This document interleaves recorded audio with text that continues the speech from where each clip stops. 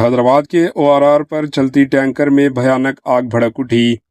ریاست تلنگانہ کے دارالحکومت شہر حیدرآباد میں چلتی ٹینکر میں آگ لگ گئی، تاہم اس واقعے میں ڈرائیور اور کلینر کرشماتی طور پر بچ گئے۔ ہفتے کی صبح حیات نگر ORR پر اس ٹینکر میں اچانک آگ بھڑک اٹھی۔ یہ ٹینکر فارماسٹی سے گٹ کیسر کی سمت جا رہا تھا۔ اچانک ڈرائیور نے انجن میں شعلے نکلتے ہوئے دیکھے۔ صورتحال کی نزاکت کو محسوس کرتے ہوئے ڈرائیور اور کلینر نے فوری طور پر گاڑی سے چھلانگ لگا کر باہر نکل گئے۔ اس واقعے میں گاڑی کا اگلا حصہ مکمل طور پر جل کر خاکستار ہو گیا۔